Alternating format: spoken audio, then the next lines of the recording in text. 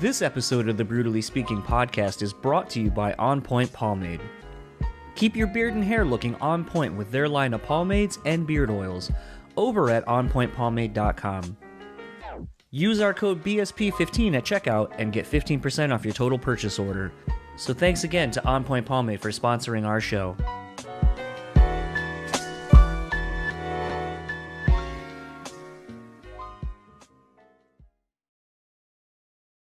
This episode is also sponsored by the Bean Bastard Coffee. Head over to thebeanbastard.com and pick up any one of their delicious hand-roasted coffees. Coffee lovers will also enjoy their hand-cut and handmade espresso candles and soaps as well. If you're in the Buffalo, New York area, head to their store located at 448 Elmwood Avenue. And thanks again to the Bean Bastard for supporting this show. The Speaking podcast is proudly sponsored by Rockabilia.com. With over 500,000 officially licensed items in their online store, you're guaranteed to find something you need. Use our code BREWtally and get 10% off your total purchase order. Now on to the show.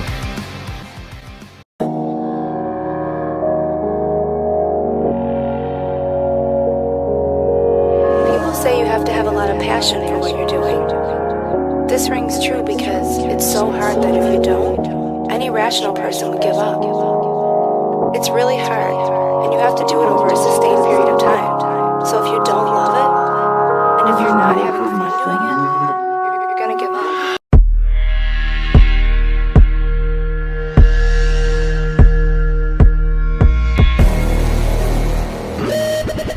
What's up, everybody? Welcome to another episode of the BREWtally Speaking podcast.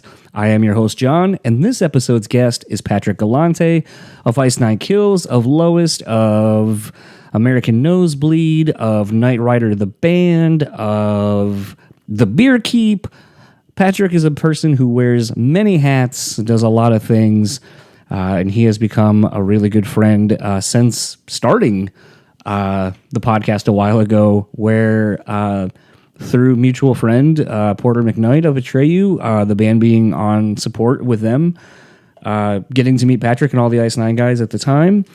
And was just one of those where, I mean, you've heard him, you've seen him online. What's not to like about him? He's, got the gift of gab. He can make a great cocktail. He, plays really well at his drums, does well with vocals. Like, there's not a whole lot this guy can't do.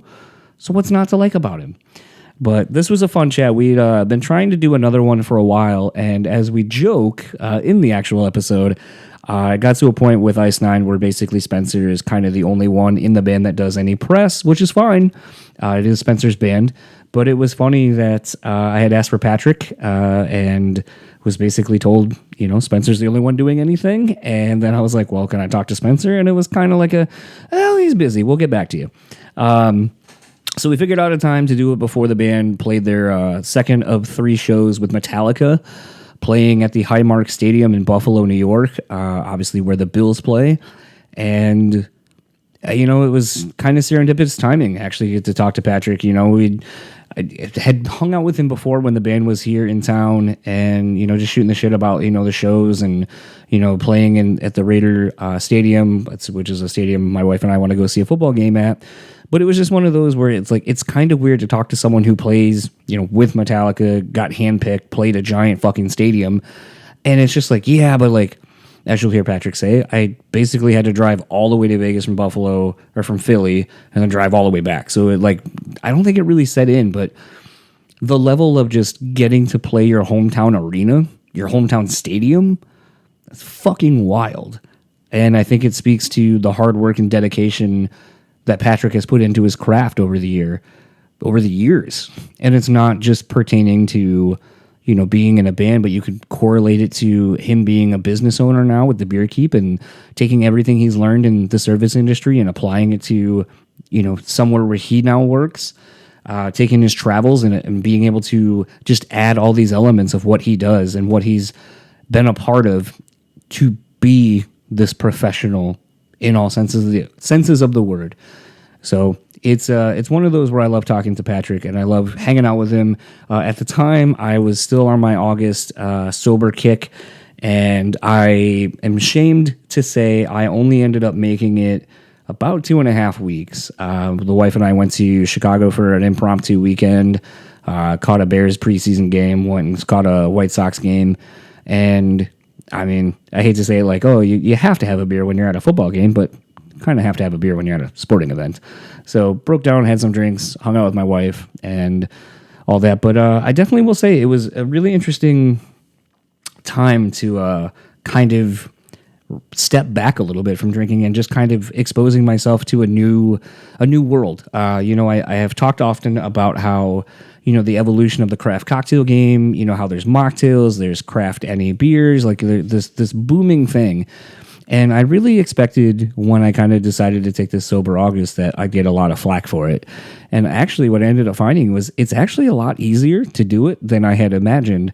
Most places now at least carry the Heineken NAs. I am 100% being honest. I got really over that flavor very quickly. But I will say, like Sam Adams, they have a hazy IPA that was super delicious. I ended up getting another 6-pack down the road of trying to think of who is it? Athletic Brewing, I think is who it is. And yeah, Athletic Brewing. And they had, just a golden ale NA beer that I drank for a little while too. And I, just trying a bunch of these different things, even going out to, Devani where we had dinner one night and I had a mocktail made up for me. And I thought it was kind of stupid to waste the ingredients on it. But like, my friend said, it was like, well, I'm going to have to, like, they spoil if I don't use them. So I might as well use them.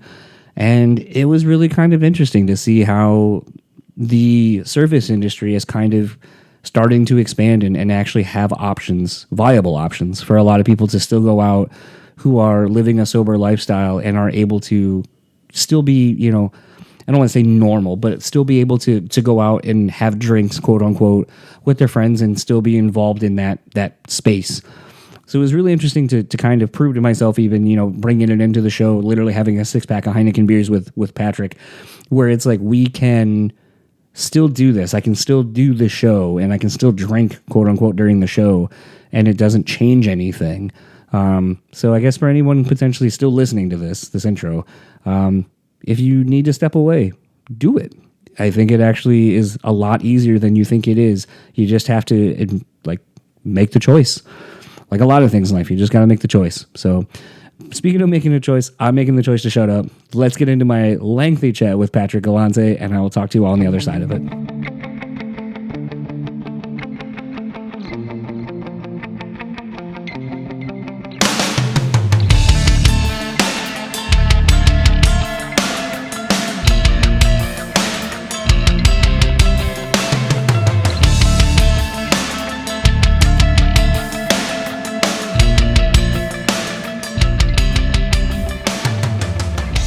Right vibe, because it's just a bunch of Buffalo service industry people that are coming to work at this bar, and it's like a super group of people there now, and you're like, okay, it must be pretty cool to work here.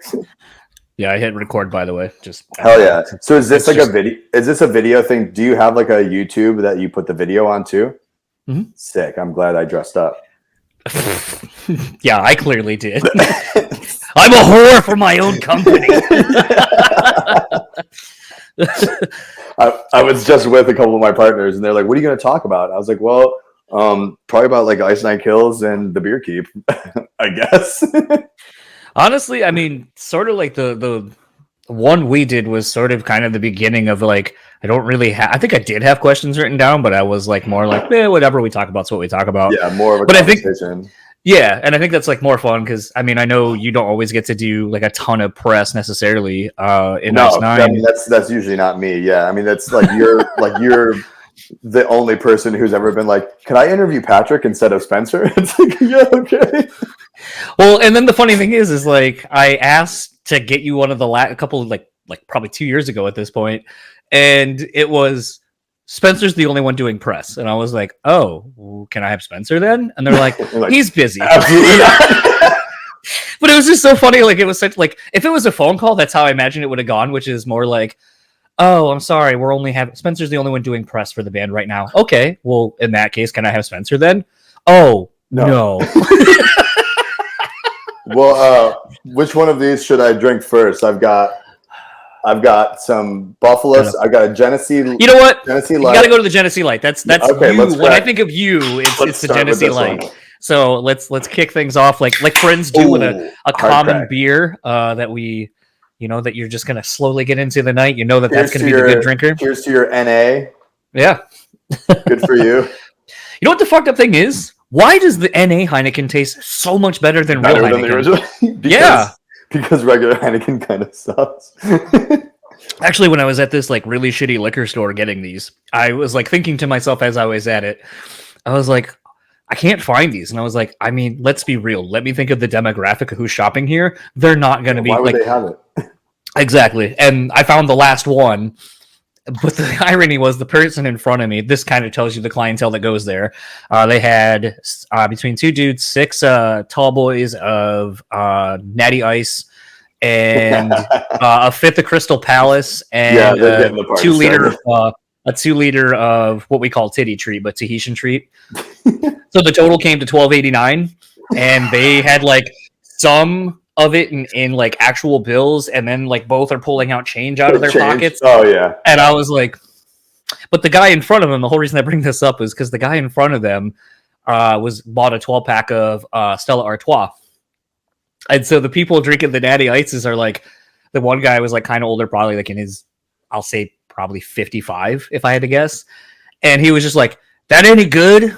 And then like the guy just kind of turned around, didn't really say anything, but the guy bringing him up was like, yeah, it's, they call it the champagne of beers. And I was like, no one calls it the champagne of beers. Don't. That's what High Life is. There's literally a brand that brands themselves as, quote, the champagne of beers.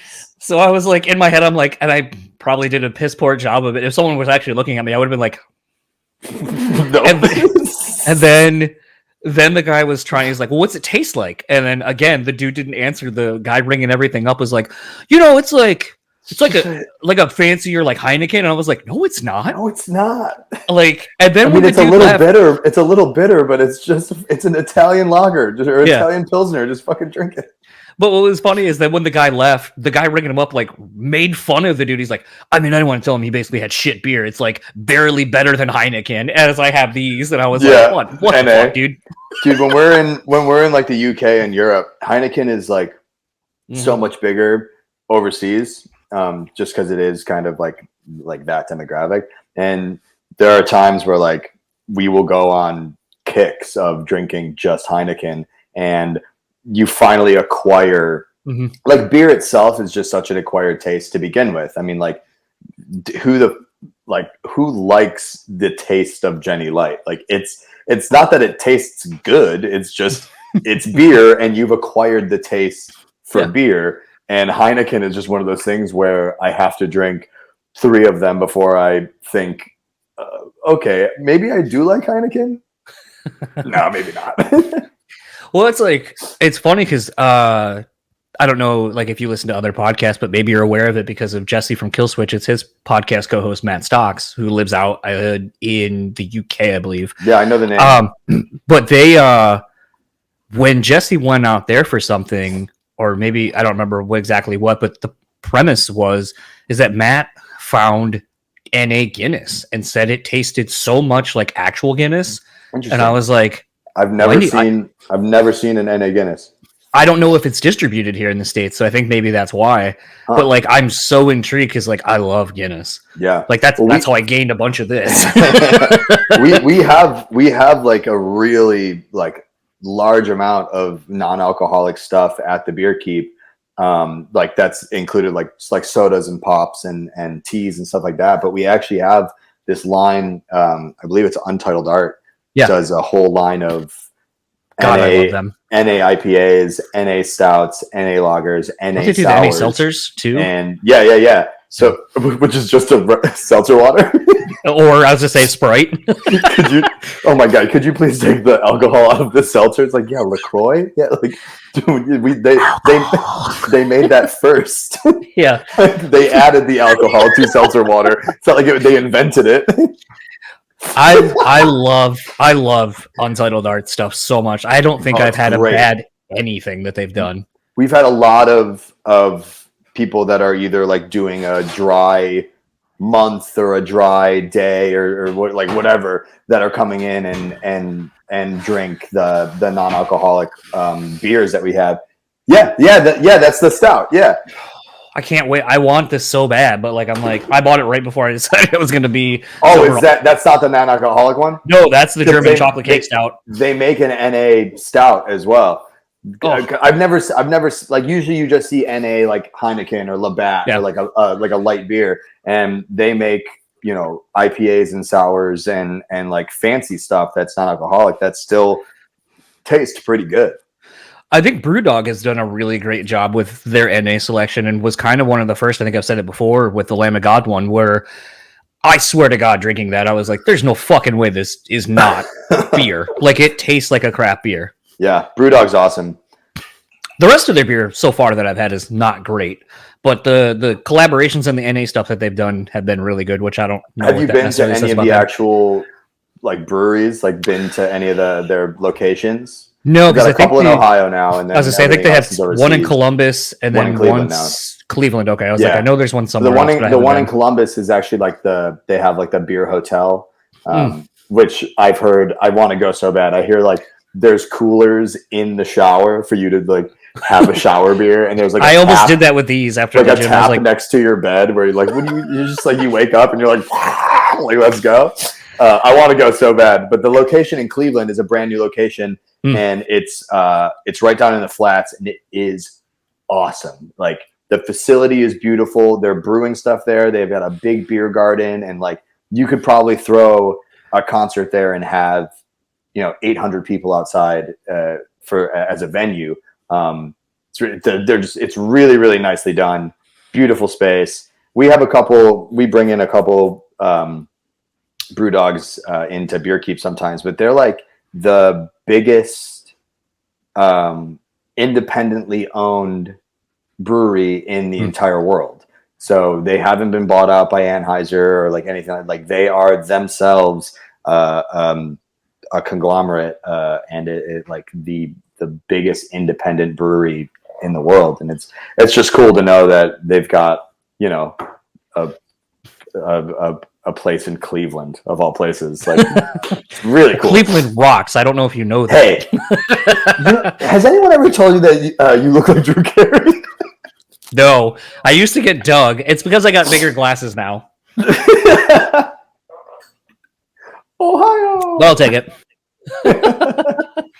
What was the beer they used to drink all the time? I love that about shows, how every show has like its own brand that doesn't its own beer. Yeah. There's some crossovers. There are a couple shows or like movies and stuff like that have, you know, the fake brand of beer. I just saw a video about it. I can't remember what they were, but it crosses over between shows and kind of makes them like, oh, those shows exist in the same universe because there's X beer. And then you have stuff like It's Always Sunny where they're just like, yeah, it's a Coors. Coors sponsors us, and now every beer that we drink is a Coors. Because in the earlier seasons, they used to blank it out, and then they actually got the permission, and now it's everything that's just a Coors Light. Well, I think it's so stupid with branding. Like, when you watch stuff, like, you know, my wife Bridget watches a lot of like kind of terrible reality TV, and some of it I'll watch with her, like you know, The Challenge or stuff like that. I find those fun because there's sort of a gaming element to it of competition, strategy and all. Yeah, I think competition is the only kind of like reality TV that I would like to watch because I get invested in something that has competition. Well, I also like, just because I like people watching, I think the idea of people being watched, know they're being watched, and trying to play a game where they're trying to make deals and backstab people, it's like knowing that they're being watched. Like, and then like the thing that gets me is like, you know, the show like The Challenge, it's been going on for like 30 fucking seasons or whatever, longer, and it's like Survivor has like 49 seasons or something. And it's one of those, like, when they bring people back, but at least I'll say The Challenge, because they don't usually bring back other people on these other shows until it's an all-star thing, like 10 years later, 10 seasons later. But, like, The Challenge, it's a lot of times, it's the same, like, 15 people in it from season to season. From the early 2000s, from Real World 1. Yeah. It's like, they're more famous from being on every season of The Challenge than they were on Road Rules. But what, like, blows my mind is, like, you know, these motherfuckers are gonna, like, same I guess with Bridget's reality TV when they do the reunions at the end. I'm like, why would you do your confessionals and talk shit about someone knowing they're gonna fucking see it? Like at the end of all of this, even if you guys were friends, everyone's gonna fucking hate you now. Yeah, like I don't know. I just feel like doing something like that. It's like, God, like you're either a really shitty person and people are gonna know that, and then it's like, is that what? I don't know. I don't think I'm cut out to do that because like some people would. I don't think you really get it. Like I'm nice to everyone. People probably be like, "Oh, he's probably trying to make deals with everyone." I'm like, no, I just like people, and I'm bored. I'm just not an asshole. Sorry. Yeah. That's funny.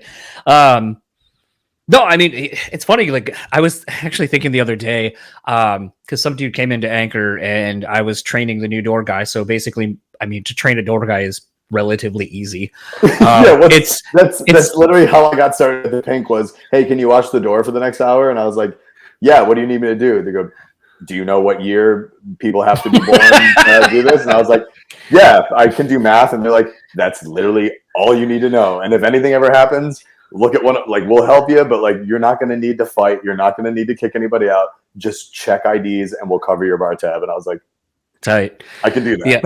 So it was one of those things like I'm explaining to the guy, like, okay, out of all the fakes that we've been catching lately, this is what you're looking for. It's pretty obvious. It's just a string of the same looking IDs. Kind of get to know the regulars, keep an eye on the bar, all this kind of shit. And then basically, I think it's like a 2.5 hour or 3 hour shift. And other than the first 45 minutes, the rest is me just sitting at the corner of the bar with the rest of the regulars, like just fucking drinking. Yeah. Everybody good? Doing great. Cool.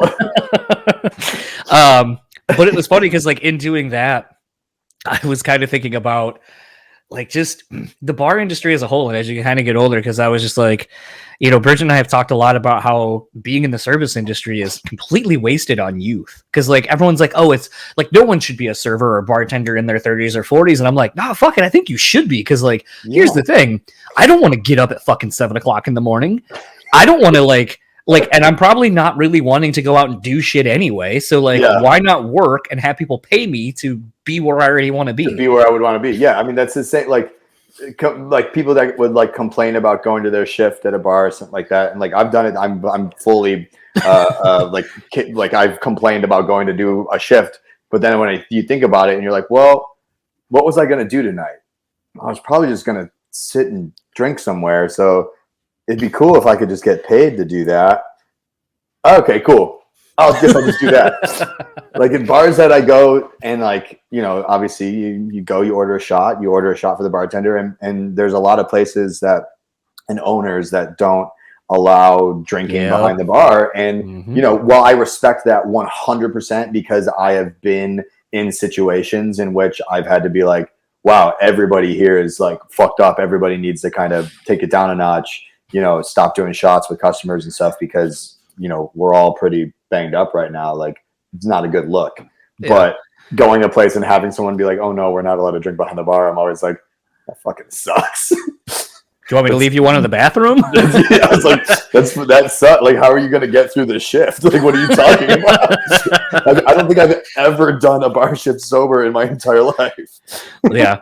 But it was funny because as I was talking to one of the guys that was our regulars, they were Brian Kelly, the coach for LSU, was in, and he used to coach Central Michigan University, used to coach at Notre Dame football, and everyone was like, "Oh my god, that's football! That's football, college football." I realized by your expression, I was like, "Oh, I guess you clearly don't know who that is." So it was one of those things pulling out just a very obscure high school or a college football coach. I'm like, I mean, LSU was. I've actually got a poster of him in my room. I was gonna say LSU was like one of the top colleges in the world. So it's funny that you know. I don't know what you're talking. If it's not Josh Allen, I don't give a fuck. It would be like if Josh Allen came into, or like I was trying to think of like a Sean big McDermott. I was gonna say like a big head coach sure, in like NFL. Somebody that people care about. I just don't know. Yeah. So he came in, and then someone's like, "Yeah, you know, like we have rock stars coming here sometimes too." And then one of the bartenders, like, because they were talking about Davey from Pop Evil is a regular that he comes in like pretty much if he has a home show. It takes him about 10 minutes to get done taking off his guitar and then getting into the bar. Getting into that bar. About what you did. So I should tell him like you need to step it up because it's not that hard apparently. But it was funny because we were talking and someone's like, "Oh, John brings like all the band people here," and he was like, "Oh, what bands do you know?" And then I didn't even, it was a conversation that was asked to me, but everyone else kept answering for me. So I was just like, what? I'll just let it unfold. Yeah. And then it was funny because they brought up you, and then someone's like, holy shit, you know someone in that band? And I was like, well, yeah. And I was like, I don't know, it's Patrick. It's not. I don't know. I get that a lot around town, around Buffalo too, that like, you know, I successfully lived two different lives. One at home that is centered around being in the service industry and owning a bar and bartending, and then one that is, you know, people think that I'm a famous rock star, and then when the worlds collide and people are like, oh, I forgot that you do what you do, and like when people like would recognize me or anything like that, and it like freaks my friends out because they're like, oh, none of us treat you any different because of who you are, and it kind of weirds us out that other people like treat you different because of this. Well, I think that was what made the experience at our anchor so funny to me, because it was just like, I figured, because like you guys have like all the costume changes and all that stuff, and especially at that show, you know, you were not as close as you are at like any of the intersection dates or anything like no, nobody. You're like way the fuck up there and way the fuck back there, and all the lights and the screens behind you and shit. You're basically just a shape. Like we're about to play some arena shows, and it's like I don't have to do anything. Like when Chevy's like, "Hey, can you come get your makeup done?" and I'm like, "No, I don't need to have my makeup done. No one is going to be able to see me." I'll just be like, no. Like Spencer cares a lot about that because he's obviously like up front and like people can see, you know, if he's got like his jawline and all this shit. And I'm like, all the pictures that Adam takes of me, I'm sweaty as fuck. No one's gonna know that I look any different, like unless it's like full on like horror makeup. But they're like, yeah, let me just like touch up your eyes, and I'm like, no one's gonna see my eyes. I'm wearing a mask halfway through the set anyway. Like it's fine, dude. I don't need to have makeup done. But it was just so funny to kind of see you, because I mean, I feel like, and it's always funny because Bridget, I think, I won't say she keeps me humble in a traditional sense, but I think it's more of she really just doesn't give a fuck about any of that side of shit. Yeah. And so it's funny because like anybody we hang out between, like you or Porter, the Atreyu dudes, Mark from Nothing More, like anyone I've brought around her from doing this for a while, it's always funny because she's like, I forget that people want to meet these people and want time with these people, because to me they're just these people that I know. And they're nothing that, like, no offense, but it's like they're nothing special. There's just exactly. Like, it's Patrick from the Beer Keep. He wants to do shots, but all he has is fucking beer. So we're doing beer shots. I don't remember what comedian it was. Like you know, like you're Bill Burr or you're somebody that like that said basically like their kids, you know, treat them. Might have been Bert Kreischer. It might have been that like your kid, like kids don't give a fuck who you are. They're like, I want ice cream, and you're like, okay, like you don't know that I'm a famous comedian or a famous actor. You're just my kid, and you don't give a fuck who I am. You just want ice cream. Well, actually, it's funny you kind of brought up the whole thing of, you know, having two kind of separate lives. Because actually listening to a podcast of Bert's the other day, I don't remember how old it was, because sometimes I listen to shit out of order, but he was talking about having to get readjusted, I guess, from tour to home life. Yeah. Like making a comment, he goes, I came home the other day, and he goes, it was talking about his wife, and he goes, I went, and she goes, what the fuck was that? And he goes, I'm sorry. And she goes, did you just snap at me like a fucking servant? And he goes, sorry. And I forget what his assistant's name is. He goes, when I'm on the bus and I do that, he knows to get me another like vodka soda or something. And she goes, that shit ends right the fuck now. Like, not even just to me, but to him too. Like that, you don't treat people like that. Yeah. And he goes, it's really hard to be used to, like, you know, with the day sheets and stuff like that. You have your whole day planned out. Someone's always doing something for you. You get to a venue, you have a runner, like you have riders and stuff. So anything you tentatively need is taken care of for you. But then when you get off of some of these like months long worth of touring, it's like, what does it look like to acclimate back into normal life? Yeah, it's definitely, I mean, it's something that I usually like jump right back into right away. Like I will get home from a tour, and then I used to do shit where I would like bartend the next night. Like no, hey, readjust, settle down, get back into the groove of things. I would set my schedule because, I was a broke touring musician. That would be like, when I get home, yeah, sure, I get home on the 12th. You want me to bartend on the 13th? And if something goes wrong, I'll call off. But like, I'm supposed to be home on the 12th, so I'll bartend the next night. That's completely fine. And I think like almost not giving yourself the time to readjust and just throwing yourself into it is the thing that really does it for me, because adjusting is so hard. And like, especially finding out through 2020 and, not touring for a year and a half. And that adjustment was the hardest that I've ever had to deal with, because, I couldn't tell you the last time that I was home for more than 3 months. So, well, that's why you live out of B&Bs, you said. Well, yeah, I'm in an Airbnb right now that is where I lived in 2020 for 9 months, and they just let me live here and pay it like rent.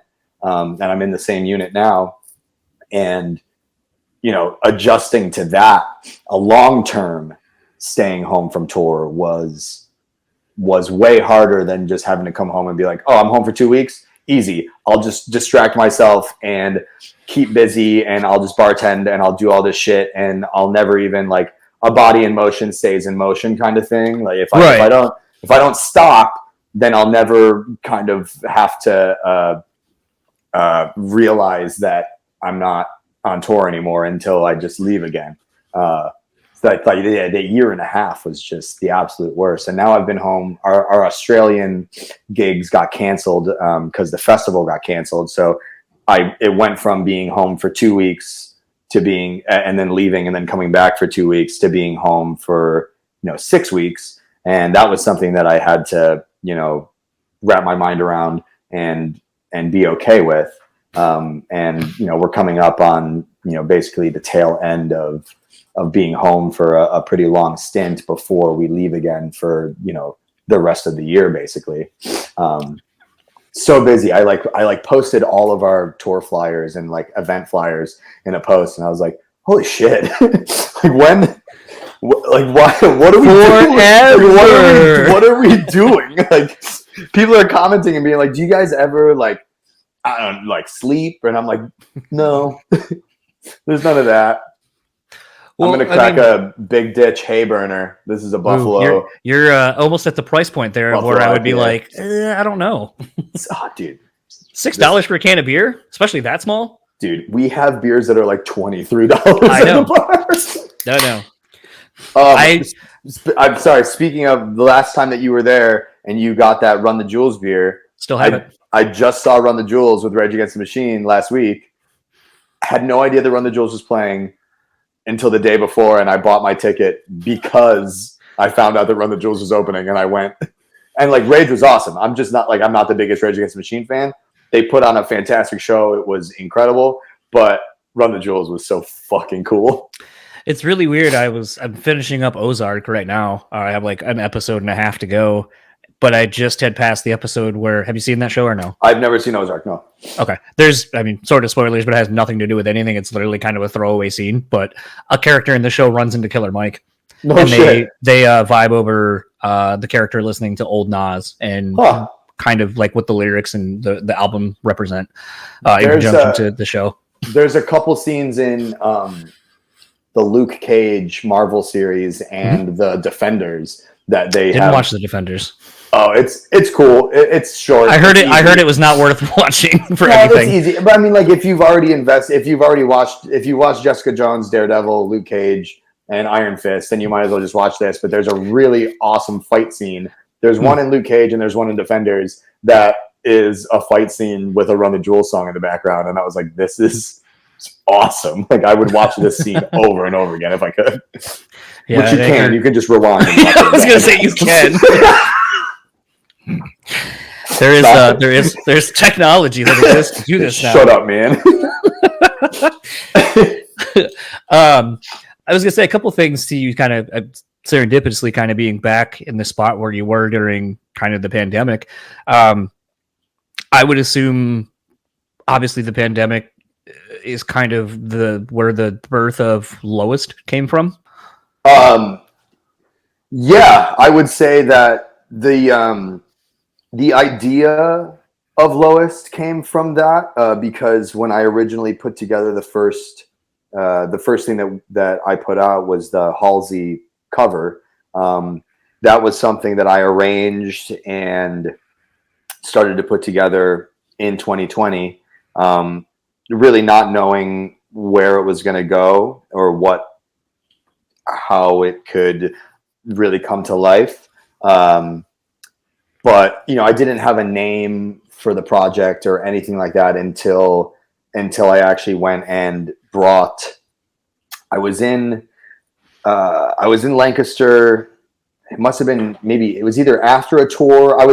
Whenever I'm in Lancaster to see Ricky, there's usually a reason that I have to be in Lancaster, because that's a lot of the times, a lot of the gear that we rent is out of Clare. That's in Lidditz, which is where we usually rehearse before we start a tour on the East Coast. So there's a lot of reasons to go to Lancaster and spend time there. Our trailer was there for a while. Our gear was there for a while. There's a lot of back and forth between me personally and Lancaster for Ice on Kills reasons. So there must have been a reason why I was down there. And I brought the idea to Ricky and said, "Hey, I want to do this Halsey cover. Here's the demo," which was just the music that I had written with Halsey's vocals over it. And I said, it would be really cool if me and you could just like do a duet and do this cover. And we recorded it in like 2 days. And the whole time I was trying to think of, how I want to put this out and what I want the project to be called. And it took a lot of names went through I had a lot of, I've got a note in my phone on the notes app of just like band names, and like song names and album names, just like all the stuff that you just think of out of nowhere. And to like, the funny thing is that Lowist was never even on that list. It was just something that came out of really thin air. And all of the other stuff that I have in that note are now either becoming song names or just like other creative things. But yeah, I mean, knowing that I wanted to do vocals and be, really, showcase that side of me, really came out of wanting to do that Halsey cover, and then realizing that it did really well. And me and Ricky didn't realize that we really worked so well together, that, it turned out being like, well, we should probably write more songs and do this like as a thing. And now we have, Headstone and Husk, which are out, and we are a few songs into writing a EP that I would like to have possibly done by the end of the year. And then I'm already writing a full concept record, because I'm a sucker for concept albums. Defeater is my favorite band of all time, so I am a big sucker for a story, and I am currently writing the story that the album is going to be based on.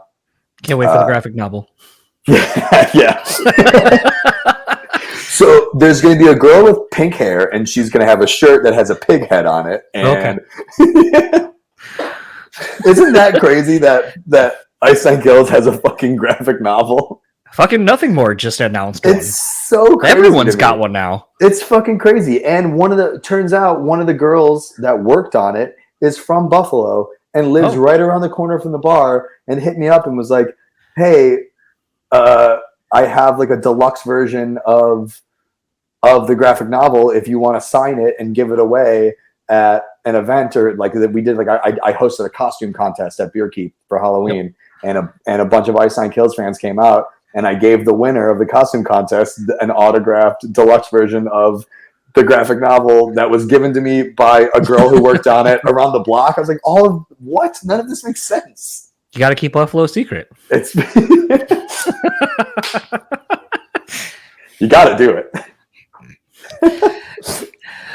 It's so funny because, like, and I know we're kind of changing gears, but this is sort of exactly how the episode I dropped with Jeffa from the Used was, where it's like we kind of get serious, then it gets funny and serious again. And sure. It just kind of weaves. I mean, that's my personality in general. Is we could 100%. You know, you want to talk about my grandma dying real quick, and then just like chug a beer, like that's fine. But no, so it's kind of interesting because, like, I've been actually thinking a lot about, I was actually thinking about Buffalo because we were talking, and we're always talking about traveling somewhere, but we're talking about maximizing time instead of flying somewhere. Like, oh, can we, like, is there places we could just quickly drive and get? Sure, places? yeah. So Buffalo has been on one of our things where we're like, we should just fucking take like a long weekend, drive the 5.5 hours and get there. Do you want to go? Are you going to go through Canada or go through Canada? Because it's quicker. And we have passports and all that shit, so we should be good. Right. Download Arrive Can. Okay. Make sure that's all filled out, and they'll let you in. But it was one of those, like, where I was like, we should go because I would like to see Buffalo not in the winter. Yeah, because I'm sure it's way different. Dude, that is so funny that you say that, because I was honestly thinking about that a couple days ago, about how so many people travel to Buffalo in the winter because of certain events, like Tid the Season and like hockey games and stuff, that they come to Buffalo in the winter. And they one of the most frequent asked questions that I get is, "Oh, how's Buffalo in the summer?" And I'm like, "Well, it was 95 degrees out today, and my neck is sunburned from being at the baseball game. Like it's still a city that experiences summer. It's not like it's a frozen wasteland all the fucking time. Everyone's not just like sad all the time. They can be sad and it's sunny. Okay. Yeah. There's a show about it. But I mean, I get it too, because all of my grandmother back in Delaware used to say it all the time. How cold is it in Michigan today? I was like, I mean, if you consider 92 cold, yeah, then sure. Like, I don't know, probably like the same as fucking Florida. Like it's not a barren wasteland right now. But I think, and this is actually what got me thinking about you, and part of the conversation we had previously at my Anchor, was, I love that you have to distinguish your Anchor bar from our Anchor bar. It would be like if we had a Gabriel's Gate. It's my pink, not your pink. Yes. God, I wish I could take you to the version of like the pink we have here, but that's Anchor honestly something that I seek out in any city that we have a day off. Like me and Elmo will just be like, what do you think is the most pink spot that we could find? I know where it is in Atlanta, personally. Because I go to it every single day, just like I go to the pink every single day. I've got one. I definitely have one in Portland. What's your one in Portland? It's actually called Binks. I think we went there. Did you have a Rainier and what do they call it? Basically, like you get the Rainier beer, and then you get a shot, but they call it something. It's not. And like not a Boilermaker or anything like that. No, and like out here, some places here will call it a beer and a bump. Which I realized as I've said that in other places, definitely does not mean the same thing. It gives you dirty looks. Doesn't mean the same thing. That or like a sidecar. You go and you order like a sidecar with something, and sidecar is actually like the name of a cocktail, and someone's like, we don't have the stuff to make a sidecar. And I was like, you don't have a beer and a shot? Like, what are you talking about? Like, no. It's so you crazy. mean a Boilermaker.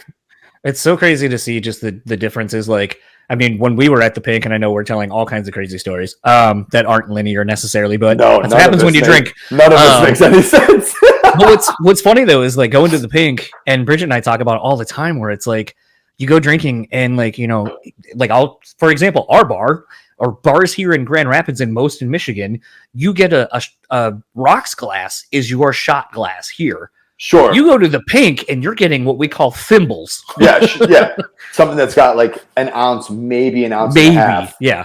Yeah, and then but there's other places that will do a 4 or 5 ounce rocks glass and then pour 2 to maybe 3 ounces of booze in it. Yeah. So we comment all the time, and Bridget, when we were at the Pink the last time, someone kept buying shots, and she was like, "Fuck it, as small as that is, I can drink anything that's that small." And I was like, "Love the attitude that you're just like, fuck it, give me whatever, I don't care, brown, whatever." Maybe that's what's trained the people of Buffalo to be so good and so diligent at drinking, is because we're so used to just being like, yeah, shot. Yeah. Oh, no, yeah. It's like a pregnant pause. Yeah, it's like I was just at the bar next to ours, Jackrabbit, and I need to go there next time. Came in, did a shot with Jack, the bartender, of room temperature gin, and he was like, "You just want warm gin?" And I was like, "Yeah, let's just do a shot of warm gin." He's like, "Okay." Threw it back, and then Breezy came in and was immediately like, "Do you guys want to do a shot?" And I was like, "Yeah, well, I mean, I just did one of warm gin, but I'll do a Mexican coffee shot. It's fine. Let's do it." I had that same experience when I went to, it was Monkey 47 gin when I was out in LA, California. And, well, because you could say LA is New Orleans or Louisiana. So I want to clarify for someone who, LA, California. You don't read. I know you don't read comments that are on these things, but people get real fucking dumb with things they comment on.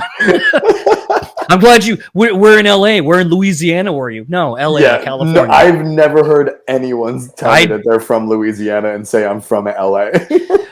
Yeah, well, it is what it is. But it was one of those things. We went into this like kind of bougie ass hotel that we were staying at.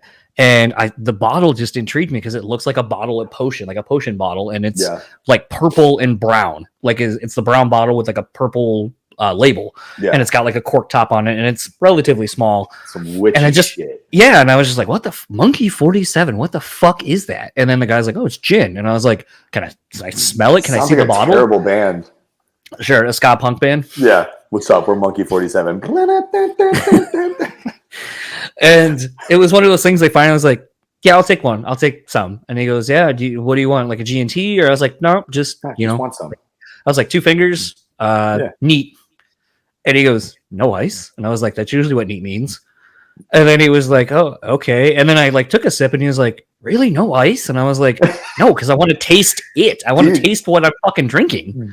For some reason, gin is like one of those. It's just that liquor where people are like, What do you mean? You want it like a gin martini, or like?" I was like, "No, can I just have some gin, please?"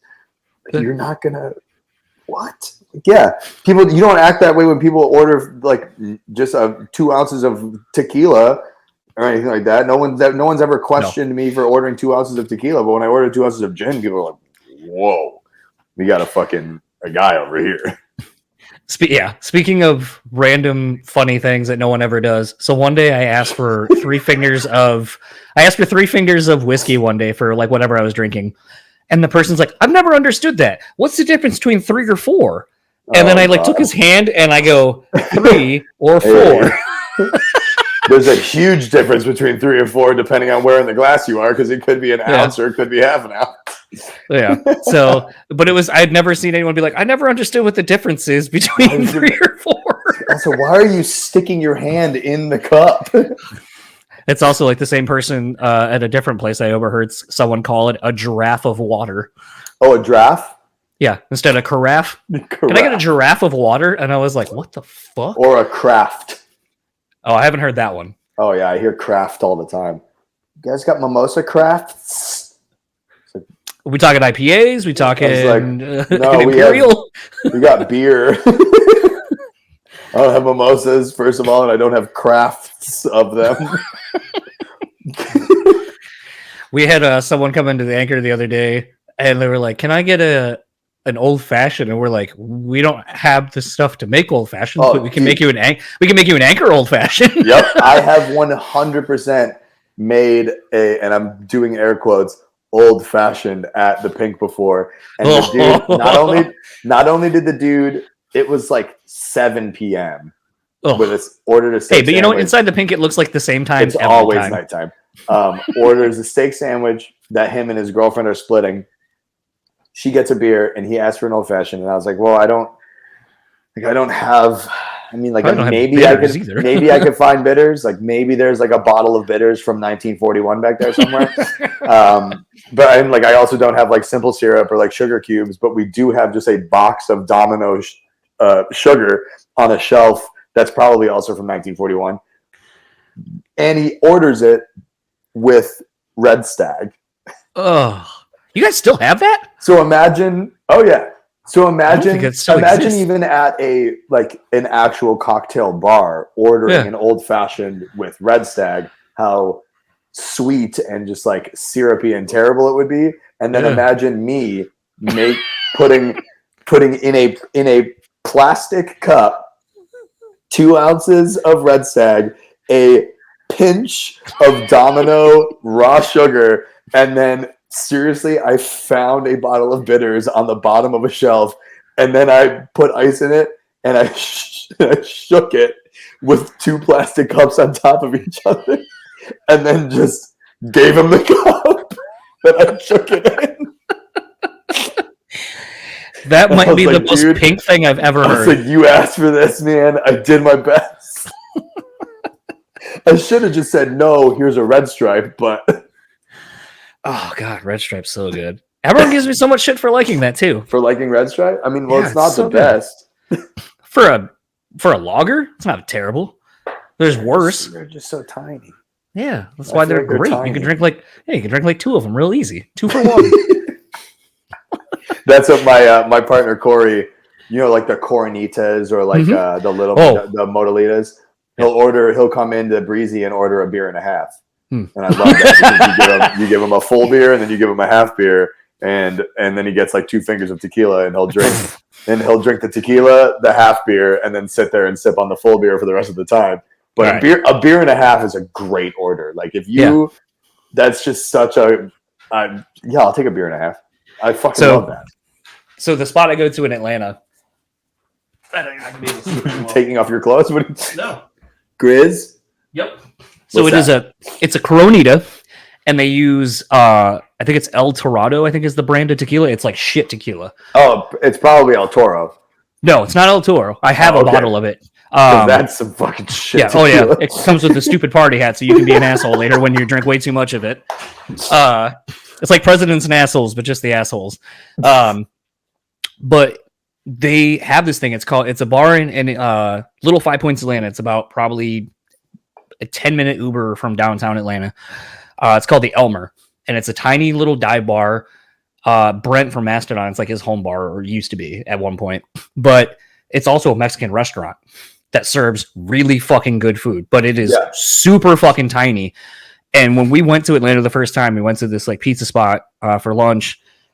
Excuse me. And we were like, hey, where do you go? We want to go where kind of locals go, not touristy shit.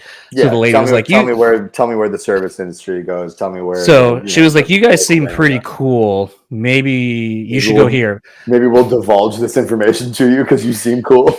Yeah. So then when she was like, but if you go, you have to get this thing called the Grizz. And we're like, okay. So you get them. They're like probably like $3 or like $3.75 for one, but it's a mini Coronita with a shot of tequila in it. Yeah. And do you have to drink some of it first and then they put the shot in? No, they just pour the shot in. Oh, so right up to the fucking rim of that thing.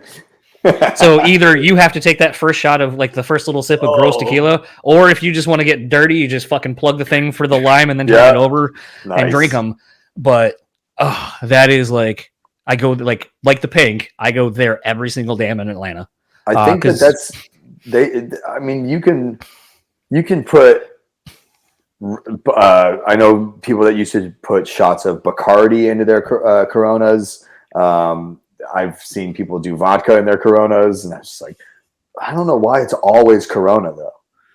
So the weird thing is we've tried recreating it here, like literally buying the exact same things, and it's just not the same. Well, Bridget has this theory that the Coronitas are more fresh in Atlanta than they are getting up to Michigan. No, that's not. She will tell you that hands down. That is her. I will go get her and tell her to do that because that is her theory. That's not how it works.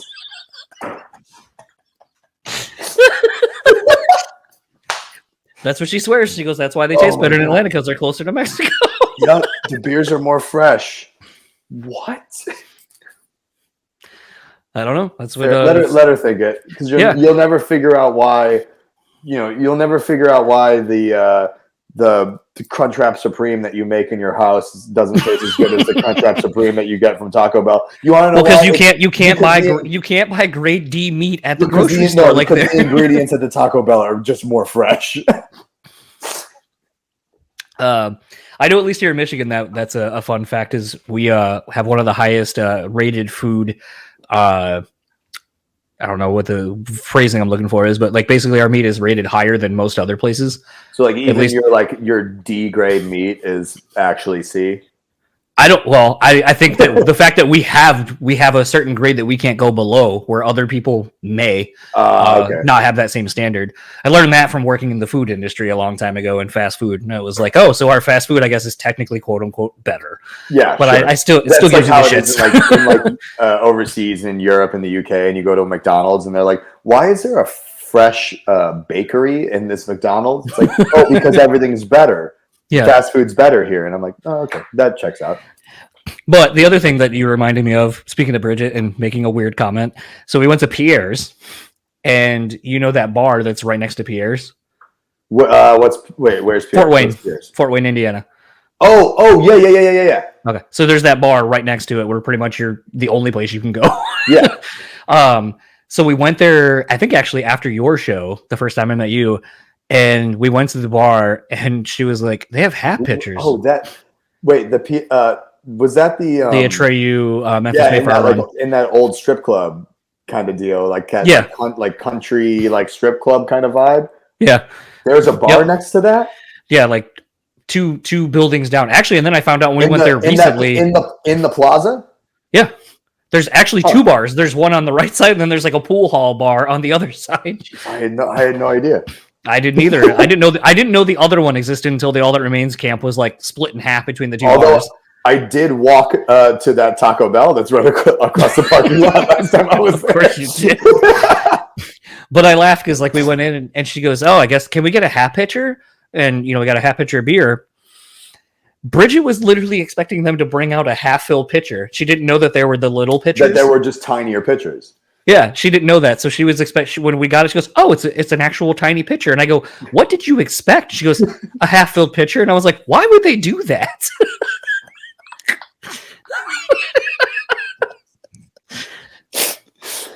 That's so funny.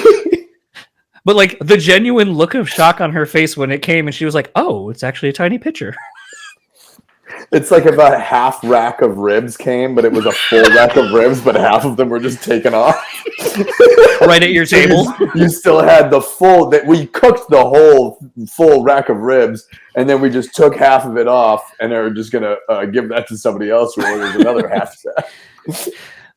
You say shit like that, and I'm thinking of my mom when we used to live on the East Coast, and we'd go to Rehoboth Beach and go to Grotto Pizza. But they do slices because it's a boardwalk on the beach.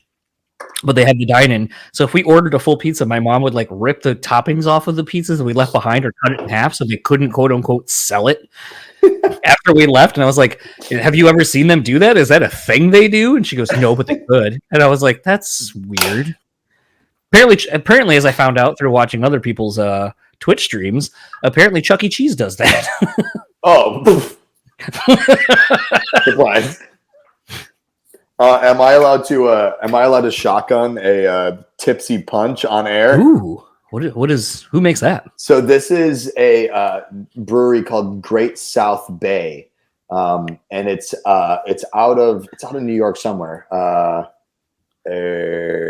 Bayshore, New York, and they do a. So it's not just a clever name. They do a punch, a lemonade, and a tea that are all 5%. And they all have like this really fun, like comic style packaging. And like the punch has like a bunch of like superheroes on it, and the tea has a bunch of like like iced tea things, and lemonade has like lemons on it, but it's all like in this like comic style. Does that make any sense? It's very on brand. It's like crazy that like the packaging for the tea has like tea on it, and the packaging for the lemonade has lemons on it, and the packaging for the punch has a punch on it. It does. Pow. Yeah, but they're like not carbonated, and it basically tastes like high C, but it's 5% alcohol. So I'm going to show everybody my shotgunning skills now.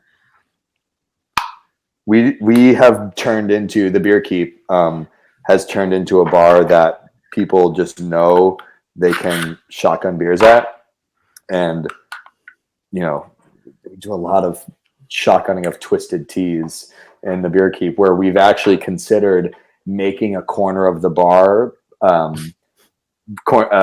tile, and then putting a drain in the floor and calling it the shotgun corner, and just hanging a knife by a string in the corner. That could never go wrong. And having it be the shotgun corner, and then once a week I would teach shotgunning classes. So I was gonna make a OJ didn't shoot anyone, he stabbed them. So I guess the knife still works. I mean, if the glove fits. And choose.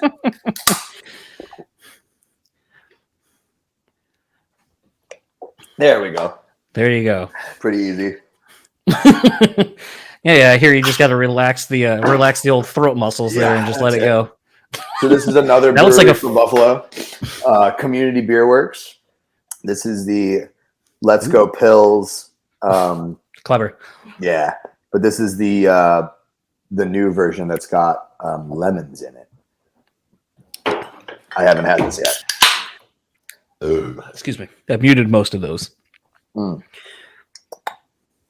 did I? Oh, it's right in front of me. That's really nice. That's like a shandy. Yeah, it's kind of shandy-ish. It's still a little bitter and still has like definitely more beer flavor than lemonade flavor or something like that. But it definitely, you can tell that it's like a Pilsner that's got like fresh lemon juice kind of squeezed into it. The summer shandy from Leinenkugel, the peach one. Really I've never had that. Summer shandy surprisingly was good. That was a beer when growing up. That was like an easy beer for, like we were saying before, like how beer is like such an acquired taste, and there's really no reason why a human being should drink a beer and be like, this is good, because it's just like fermented fucking like wheat and shit. It's like there's no reason why this should taste good. But summer shandy season came around, and as like kids, we got to go out and get that because it's easier to drink than any other kind of beer, because it kind of tastes like candy. So see, it's funny. I feel like my entryway into drinking as a whole was so different from everyone else's. Like everyone's beer, I will say, like my first beer that I kind of drank just because literally it was just a round and it tasted like nothing was Bud Light. I think that's everyone's entryway into beer. Yeah, Bud Light, and as a Buffalo kid, Blue Light was our thing because Canada and stuff. But I was going to say, like, once I, like, the first beer that I was like, oh, I like beer, or at least I like this, was fucking Guinness. That's crazy, because that's like... Stouts and porters are the first thing, my foray into craft beer. Such a... I could see how that could get you into, maybe into craft beer and, like, spark your interest, because there is a lot of flavor in those that is kind of reminiscent of, like, obviously like chocolate and coffee and stuff, and it's kind of like a familiar flavor that could, really get you into trying new things and branching out from that. But they're just so heavy, and normally they are very high in, they're 7%ers, 8%ers, up to like 15% stouts. And that's something that, like, as a kid, if you're like, yeah, I'm gonna drink some beer at a party tonight, and you're drinking a fucking 11% stout, and people are like, what the fuck is wrong with you? Well, I was also the asshole who, upon like figuring out that I like liquor, it was Jack Daniels and lots of it. Yep. And everyone's like, really? Like, not like Burnett's or some kind of shitty vodka? I'm like, no, it tastes gross. Nope. Whiskey. Yeah. Jack Daniels, please. Yeah, I think I think as kids, we started, as kids, I keep saying, I mean, I started drinking at 15 years old. So, I mean, yeah, we were kids, and it was shitty $15 handle of vodka and Blue Lights, Miller Lights, Coors Lights. Your parents aren't home. You have like a 3-hour window where your parents aren't home. I'm gonna get real fucked up, and everybody come over. Everybody come over right now. I remember, dude. This is a story that I absolutely love to tell. Is that my one of my best friends in high school, Adam. I was best man at his wedding. He lived. If this was our high school, he lived here, like across the street. During senior year, during lunch, we would just go to Adam's house and eat lunch at Adam's, and then come back. There was a night. It was like a Friday night. There was an event happening at the high school that his little sister was a part of, that his parents went to, and while they are across the street at the high school for 2 hours, he invites five of us over with a bottle of vodka and like a 6-pack of Red Bulls. Ugh. And we sit down at his kitchen table and we just start playing King's Cup and just start fucking slamming Red Bull vodkas, and just knowing that we only had 2 hours to drink as much as possible. And like I said, like we're 16, 17 years old. One of our buddies goes out the front door and comes around to the garage where you would come in if you were to park the car in the driveway, opens the door, and then goes and starts fiddling with the lock at the door where his parents would be coming in. And we are all at this table, all with fucking huge cups of, and we hear the door rattle, and everybody stands up, and it's like in a movie where everybody freaks out and scatters through the house, like into the lawn, like into where the laundry was, into the people ran into the basement, people ran into there, and I swear to God, there was 2 of us that we just stayed sitting at the table, and we were like, this is, I mean, if it's gonna happen, it's gonna happen. And we just stayed sitting down, and I was just like, if I'm gonna get caught, I'm gonna get caught. Well. Yeah. And our buddy Matt just walks through the door and goes, "Did I scare you guys?" And there's like 2 of our friends in the laundry room that had like spilled their drink on like the dryer and like all over all this laundry. Like, you fucking asshole. I ended up throwing up a lot that night. It was like the day, it was like 2 days after like my grandpa's funeral or something like that. So I was like drinking a lot of vodka for some reason. And I remember throwing up and crying a lot. And I really don't drink vodka anymore. That's sort of because of that. I was gonna say that's sort of almost the same story, but I was like 22 or 23, but I did that with a 5th of Sambuca to myself. And I woke up in my bathroom and I texted my friends that I was hanging out with. I was like, hey, I don't know, like and it's one of the few times I legitimately have no recollection of like, there's a certain thing I remember. Yeah, like a legitimate blackout. Yeah. And like, I remember I had about this much of the 5th gone. When I woke up, the whole thing was gone next to me, and I was in the bathroom naked, and I was like, "What the fuck, dude?" That's so funny because the guy's house that we were at, Adam. I think later that year, in the summer, we had a party somewhere else, and he proceeded to drink an entire bottle of UV Blue.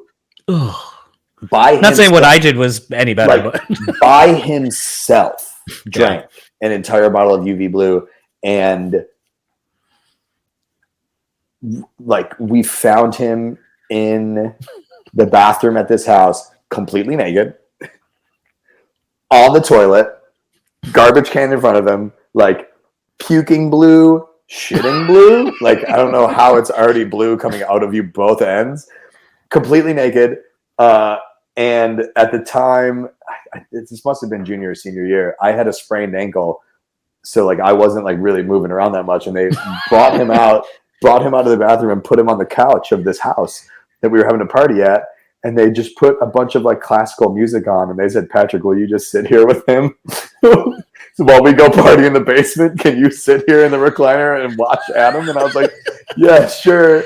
That's fine. When in reality, what we should have done was put him in a fucking ambulance because he clearly had alcohol poisoning.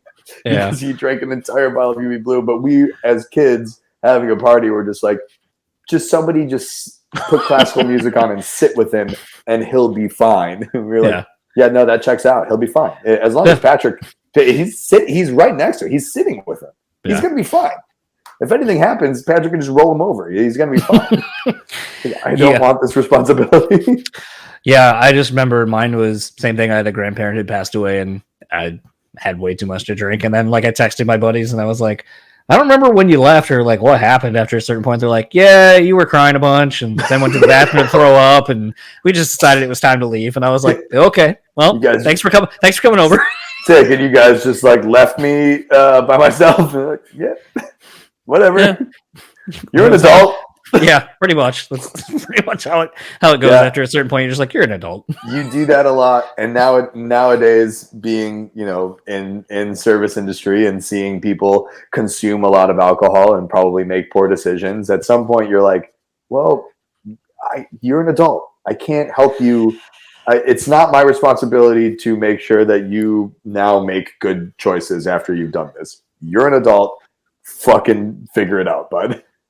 I think that's like been the weird thing and sort of for me more personally than anything why I ended up kind of leaving the Anchor because like the one thing that's great about dive bars and about kind of working in the industry and so forth, especially those kind of places, is you kind of become family. Like it becomes a tight-knit family. You have the regulars who have been there for 30, 40, 50 years, however long. Oh yeah. And the thing is, though, is that when they get that way, you see some people at really their worst, like absolutely where you would have cut people off like hours beforehand. There are people who, as I told you, will legitimately put in an open to close shift. Yep. Drinking the entire time. They might have a couple pieces of pizzas, whatever, from next door. But sometimes the people that do that do it on like a weekly basis or every other day. There are people that will spend noon to 8 p.m. at the Pink every day. And it's just what they do. Like that is life for some people. And, like I know exactly what you're about to say is that like, what can you do for that person if it's 8:30 and, they haven't left yet and they start making certain decisions with people that usually come in at nighttime. And then you're like, well, you can't get mad at this regular who has been a cornerstone, an established member of this family and this community at this bar. Like you can't do anything about it. Like really, you know what I mean? It's more that at times they're like, here's an example, and I'll kind of explain it a little bit better for those that maybe don't have this experience of either working or being in these environments. But like there was a gentleman who he was there every Friday night. He got out of work Friday night. He'd be there from probably 5 or 6 until we closed. Drink his Bud Lights. He'd have his shots. And he had his chair. Like he was at the very end of our bar. That was his spot. And even if our other regulars, when he'd go out and smoke, like a lot of our regulars will kind of play musical chairs. They'll kind of move around. It doesn't matter. Hey, at least I still got a seat. Yeah. Or we'll take turns standing at the end of the bar. This dude would not give up his seat for fucking anybody. So fast forward, I'm working a shift. This couple comes in. And this dude, I've never seen someone fall over their own fucking dick and mouth trying to like impress a girl in my entire life. He gave up his seat and then was proceeding to be very weird and awkward. And then was giving this girl like the most bony handed like massage ever. And I was like, and her dude's just sitting there like drinking, like just kind of whatever. And I'm like, man, like what is the fucking end game here? Like, are you just that hard up to like touch a woman that like you'll do this and be kind of cucking it up yourself? Bony hands. Yeah, like he's kind of tall and bony hands. And you know, he has this like really shitty like Yeah, sneer, no, like smile. don't Yeah, like and I was that. just yeah, Like fucking and straight, like weird cartoon character shit. so the couple leaves. He comes back from the bathroom. He goes out to smoke, and he notices his jacket's gone. And he points at me. And at first, I thought he was saying there was because it was kind of around winter time, and he like kind of points down, like kind of does one of these like by his feet. Yeah. And I'm like, I don't know, like no breeze. Are you complaining about some kind of a draft? Like I don't know what the fuck you're talking about. I'm standing right by the door. Are your ankles cold? What's going on? Then I'm like, I'm by the door. I don't feel anything. So then he keeps doing that, and I go, why don't you use your fucking words? And then he just goes, my jacket.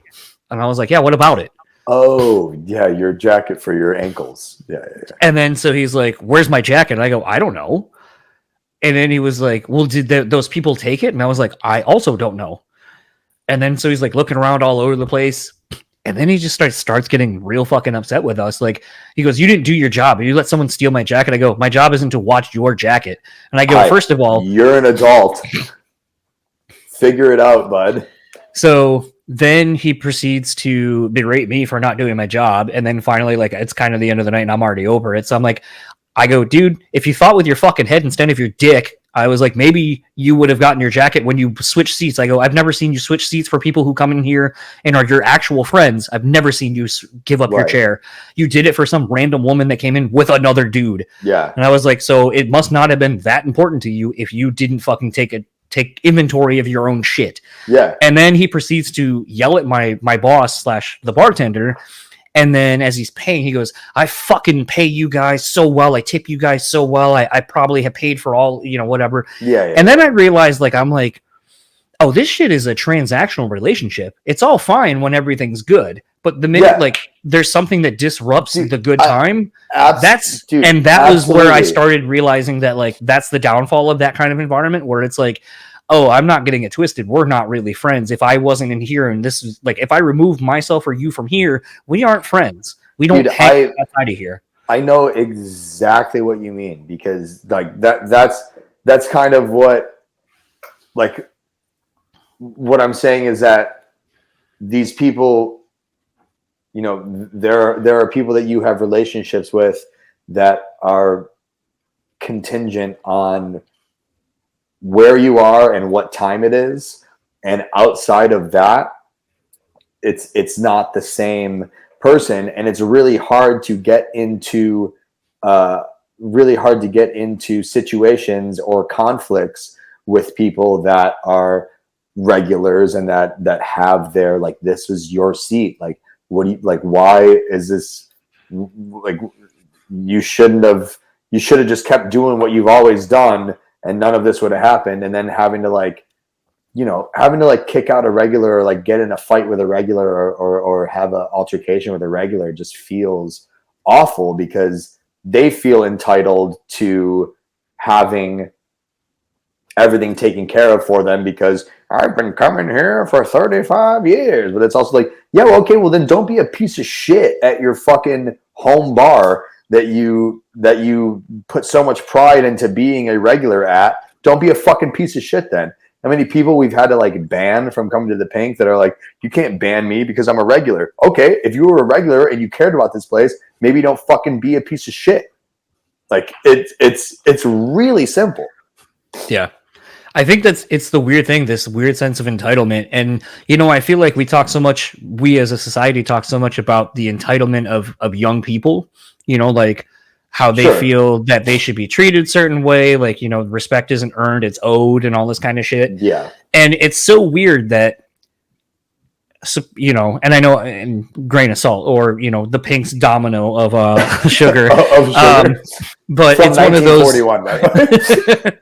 It's one of those though where it's crazy to see the sense of entitlement that people have to the service industry, and it's like I've never and to me it's like those are the real true moments I think of how that person really is, where I'm like, you think you're better than me, and you think because I'm serving you into that person's like brain of how they actually think and how they actually feel like is an appropriate way to treat other people. or I would say at least service industry people. Yeah. And I think that's the weird thing is I've gotten older. It's like working in retail, working in food, working in, the bar industry and so forth. It's crazy to see how some people will just talk down to you like, oh, because you don't do this. And I'm like, I mean, it's so weird because like sometimes like I remember a long time ago someone was like, oh, I guess at the absolute worst before I had half of the tattoos I do now, someone's like, well, choosing to make terrible life decisions like you do, you could always fall back on Hot Topic. They go, I would be lucky to fucking go work a Hot Topic. They pay really well, and their managers, if you can get into that, pay really fucking well for People like this love industry. Yeah. And I was like, I would be so lucky instead of making food for someone who works at fucking JCPenney thinking they're better than anyone else who works at the mall. Yeah. Yes, it's almost like mall rats. Yeah, it's almost like mall rats where it's like, oh, just because you work at the Fashionable Mail doesn't make you any better than me working in the food court. Yeah, we all still work at the same shitty place. Still the same place. Yeah.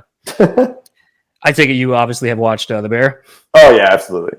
I've been doing it all day. Just in between Breezy and the Beer Keep, I will just come in and just start screaming yes chef to people.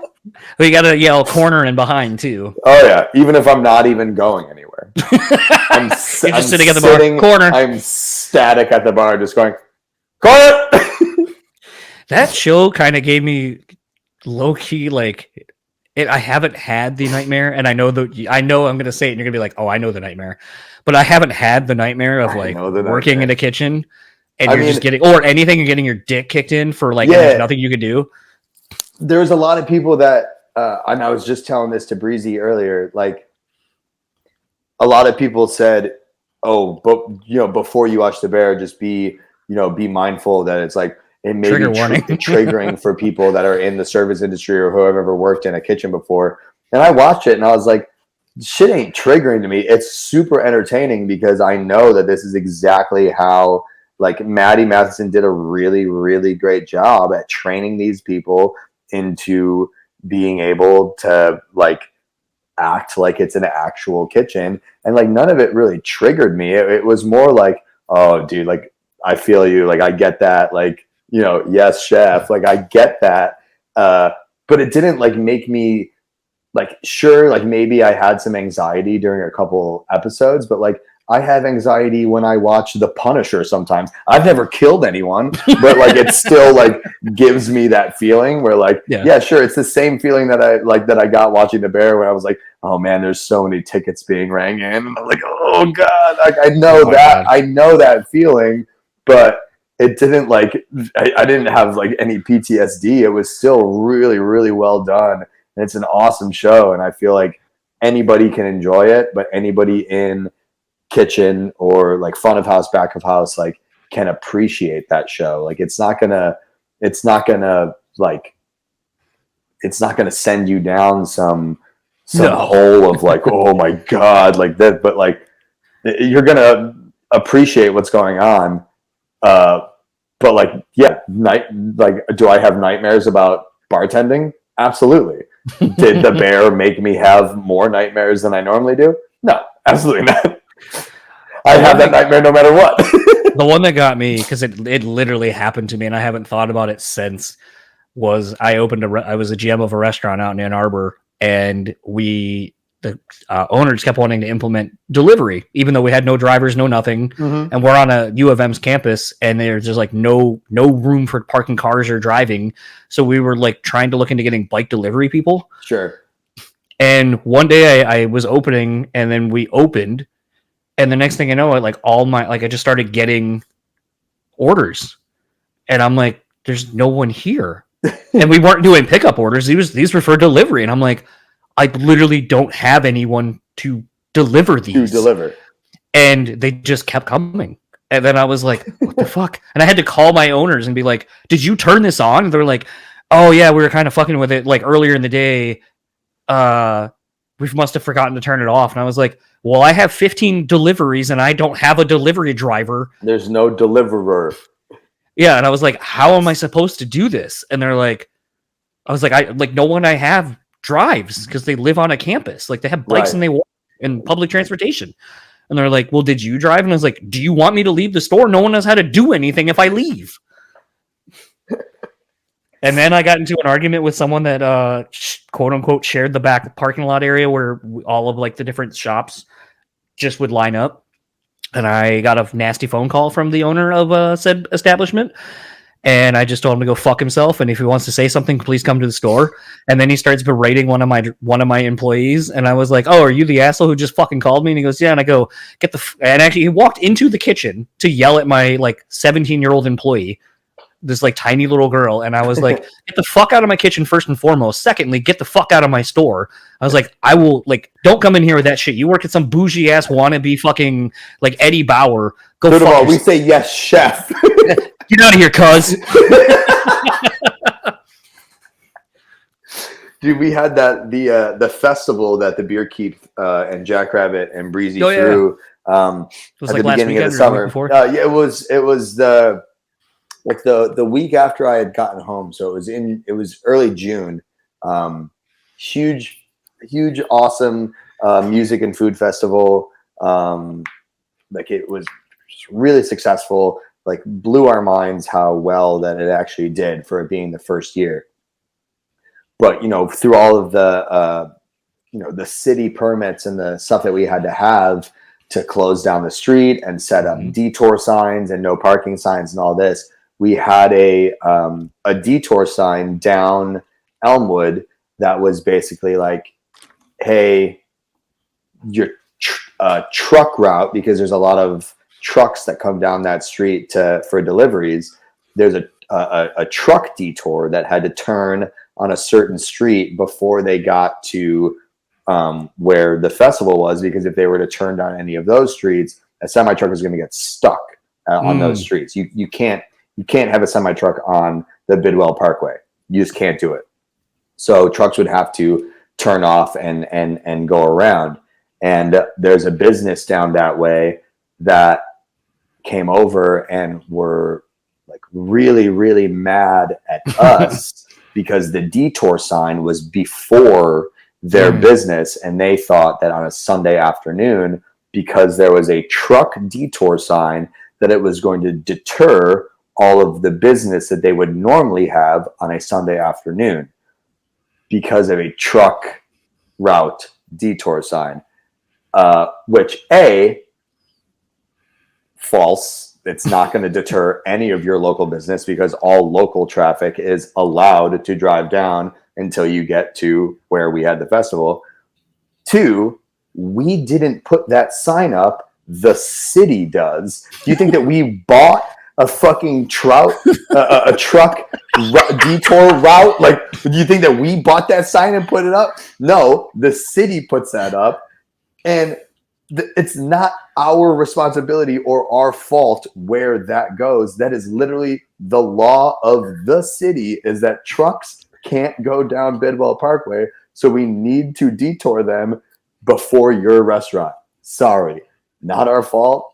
And so the motherfucker moves the sign himself and then gets in like a shit ton of trouble. And we're like, we have nothing to do with this. Like, it's not our fault. You knew that this was happening. Why are you so?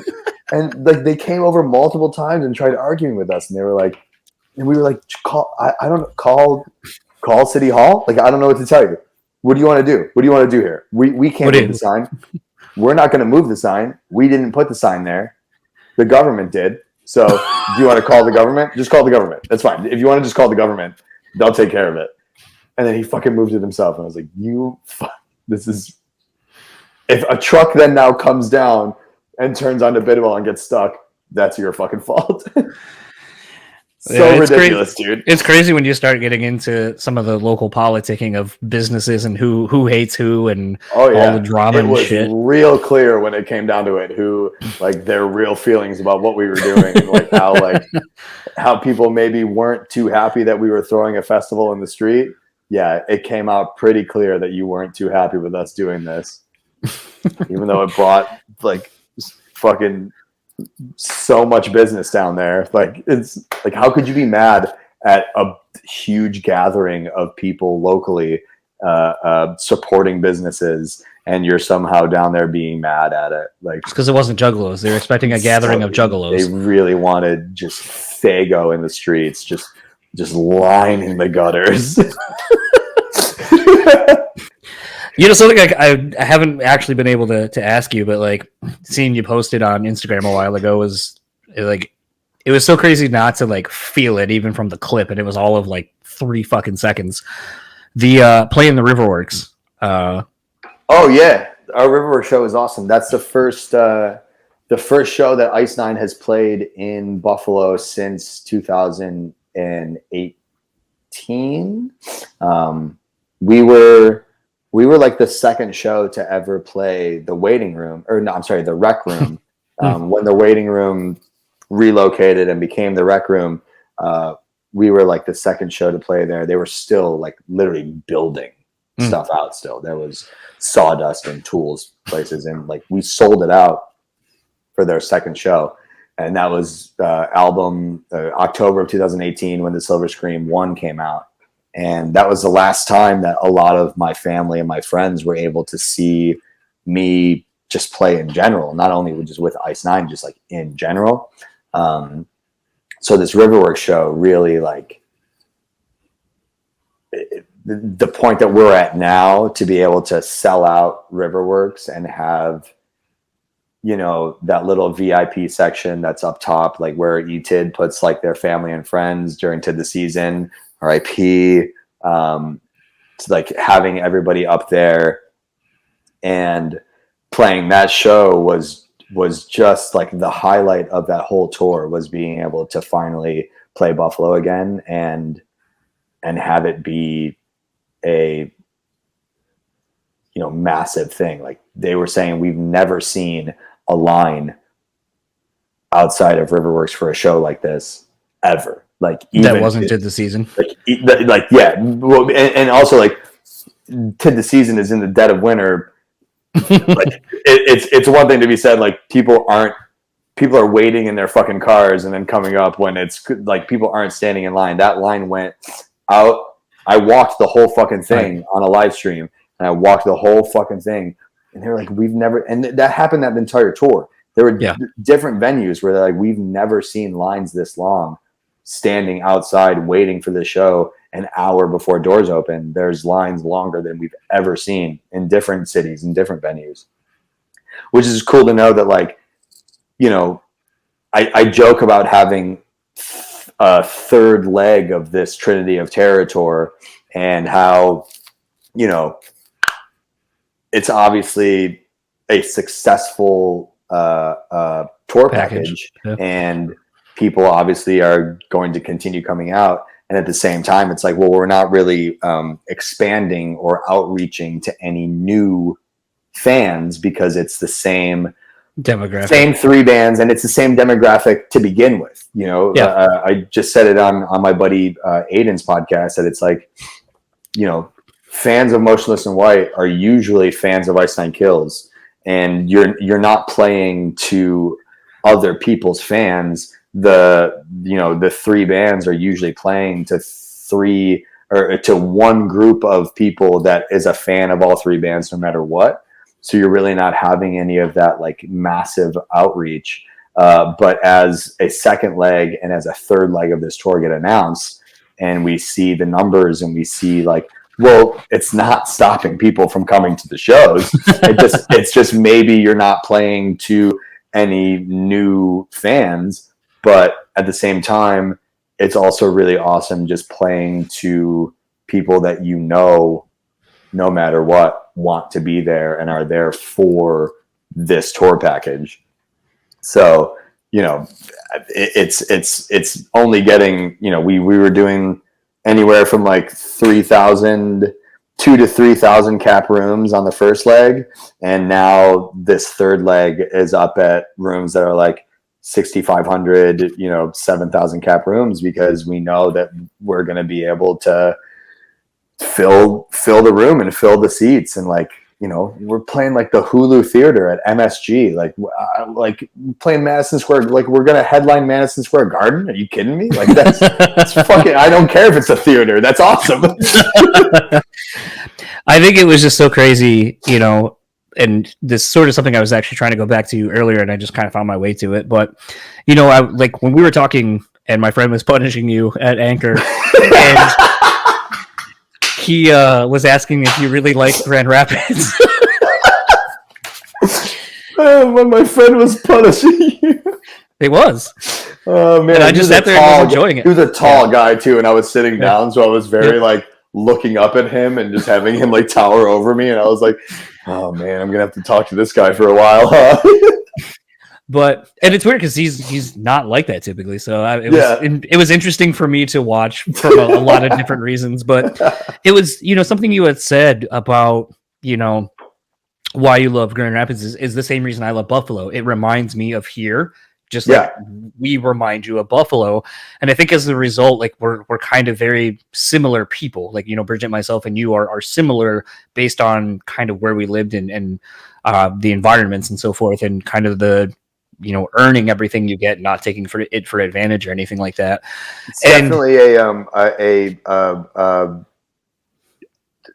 a city. A certain city can and a certain mindset, and it's a lot of the Great Lakes kind of mentality of raising people to be a certain way that you really only get from areas that have obviously come up from working really fucking hard, and cities that were grown from industry and hard working, and that bleeds into the people that are there. And I completely agree with how you can relate to, and why I like the cities that I like is because it's really all in the Great Lakes region and the Rust Belt and all this shit where it's like no shit that I would relate to and like the people that I'm around and like these cities is because we're all the fucking same. Yeah, but it was interesting because like since going to Buffalo the few times we have and kind of seeing, I mean, Allentown's kind of like where we go. We just kind of stay in Allentown. That's because we like walking and going to all the different shit. And now that we know where the beer keep is and Bean Bastard, you go. Yeah, and that's a cool section of Elmwood where you can go to anywhere from 3 to 5 bars in a row, and it's not as densely populated as Allentown is, as especially to where like consumers and where people are. But our neck of Elmwood is now, we've livened up that section with the 3 bars that are there, and people are coming out and going to all 3 bars back and forth. And that's the whole reason why we did that festival with the 3 bars, is that this is a new section of Elmwood that has a lot of foot traffic that people are wanting to go to. So let's give them something to go to that has all 3 bars involved. Yeah, it's something that like when I'm there, even though I've only been there like the 2 times, it's like, like I said, I go to the Pink every day, and it's like I've always run into someone that's like becomes like new best friend, buying you drinks. You sit there and you're bullshitting for a while, watching the Sabres lose or watching the Bills a couple years ago. Easy, bud, easy. Hey, I went to a Bills game and watched basically, I think it was Josh Allen's rookie year actually, and but easy against the Lions. Watching the Sabres lose, easy, bud. I paid the money to do it. I think I can say that. I think if you spend your hard-earned money on something, you can give a fair assessment of what it is. But it was one of those things where it felt a lot like a second version of here. Yeah. And it was just kind of one of those things where, it's become this thing where I've almost, same with like Atlanta, like I've kind of taken on this like outsider's hometown pride of a place that I really enjoy going. And so to see you, doing the snare hit of let's go Buffalo and seeing probably 3,500 people fucking shout it back at you immediately. Yeah. It's like, I mean, it gave me goosebumps, and I'm just watching it secondhand, not even being there. I couldn't imagine what it's like. And I feel like potentially, not saying that your parents haven't had this moment, but I feel like that's probably one of the first moments where maybe instead of being like, oh, this is something now, this is something bigger than it's ever been or that we thought it was, because it's tangible. You can see it firsthand. Yeah, having the majority of my family at that show and really get to experience what not only Ice Nine has become, but what I've been able to accomplish with my just career in general. Not having it, culminate there, but like having this be an experience during my journey as a professional, musician, and having this be something that they could come and experience with me. I was really proud of that night, really proud that, it was a sold out crowd. And, coming up on next week, Thursday, is our show at Highmark Stadium with Metallica. And that's just going to be another thing where it's like, this is the coolest thing that I've ever done. And my family gets to be there and, gets to watch, the 13 years of me touring and me deciding that I wanted to do this as my career and wanting to do this with my life, and having it not like end at Highmark Stadium, but having it come to a point where now 13, 14 years later, my family gets to watch me play at the fucking stadium. Like it's really unreal. And it's coming up, and people all week have been talking to me about like, hey, we're so excited for, next Thursday. Are you excited? And I'm like, yeah, of course I'm excited. It's just like, I'm not like, I don't really like boast or show the excitement for stuff anymore, because I'm worried that people will think that I come across as cocky or arrogant because I am talking about the cool stuff that I'm doing. And it's unfortunate that there are a lot of people in this world that would see that as arrogant, and I'm not being arrogant. I'm just really stoked about what I have worked so fucking hard my entire life to do, is now that I'm at a point where I can say, oh yeah, well, yeah, next week I'm playing with Metallica at the stadium, and people are like, oh yeah, no big deal. Like, that's really fucking cool. And I'm like, yeah, I know it is. But if I would have come to you and be like, hey, guess what? I'm playing with fucking Metallica. You'd be like, dude, calm the fuck down. Like, yeah, we get it. You're cool. Like, okay. And I'm like, see, that's not how I want to come across. So when people are like, aren't you excited? And I'm like, yeah, of course I'm excited. And then just like deadpan, well, you don't seem it. And I'm like, well, if I seemed excited, you'd probably think I was an asshole. So I have to like navigate around that. I am excited. I think it's really fucking cool. Like, I cannot wait for my family to see me play in front of 60,000 fucking people in Buffalo, New York. But if I said that to somebody else, they might think that I was being an asshole.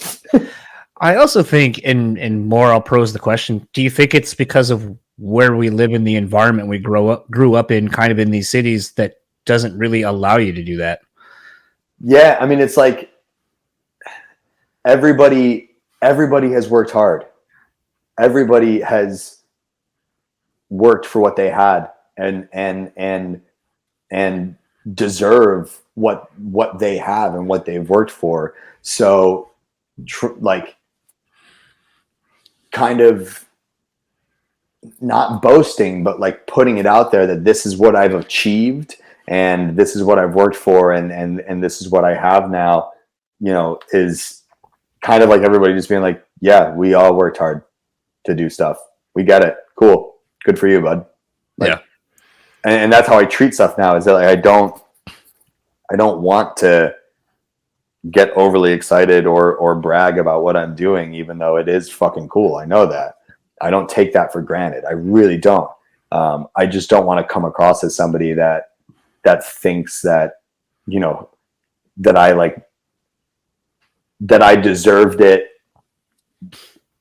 even though I've worked so fucking hard to have it. It's I don't want people to think that I think that I'm, that I'm owed this or that this is something that I deserve, but I have worked really fucking hard to be where I am. So, maybe I don't deserve it, but I'm doing it, and it is really fucking cool. So that was my conversation with Patrick Galante, again of Ice Nine Kills, Lowist, American Nosebleed, Night Rider the band. You heard a little bit about everything going on with that, and First and foremost, just again, want to say thank you to Patrick for taking, 2+ hours to shoot the shit with me after a shift, working, after preparing for, the massive hometown stadium show. But, I think something that was a lot of fun to me is kind of getting to talk about more of the human shit. I mean,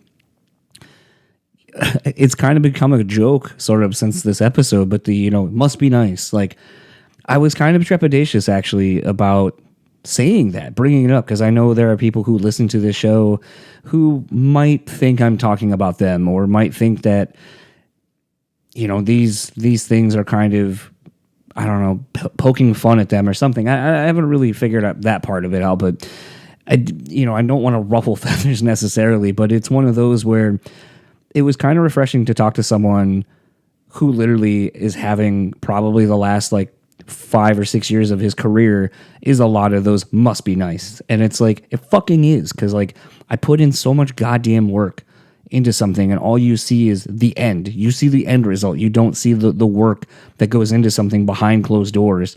In Patrick's case, busting his ass, learning all these songs, practicing a set, learning how to get better at his drums, and doing all these things. Same with, being in the service industry, learning and failing at making cocktails, being fired from jobs, and doing all this kind of shit.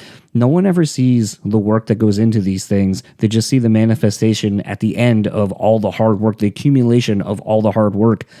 And then you just simply get must be nice. It's like, it fucking is. And it was really cathartic, and it was really nice to have someone else, no pun intended, it was really nice to have somebody else be able to talk about that, because I don't think sometimes when we say these things, I'll say we, whatever. I don't think we always realize the intent that our words have. And I think at times it's in that where those words can be hurtful, even if they're not meant to be, because it's how it's conveyed, it's the tone, it's the context, it's all these numerous other variables of how we communicate that add different things, different meanings, and how we interpret these things.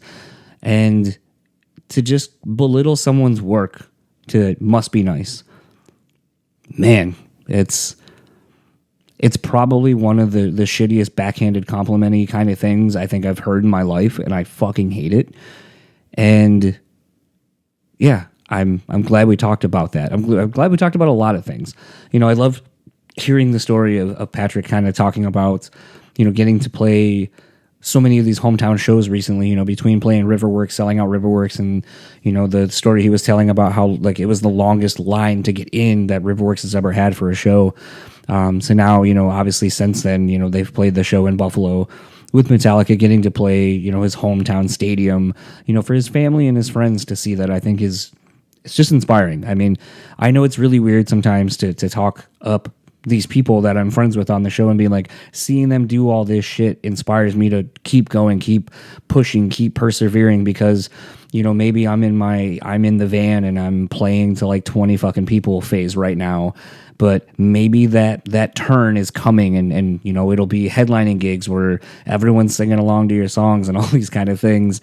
But you just never know. You got to put in the work, and it's seeing someone like Patrick be so multifaceted in what he does and what he's passionate about, and finding ways to keep thriving and growing within it, but all still while maintaining who he is and never forgetting where he's come from. That motherfucker puts Buffalo on his back literally everywhere he goes.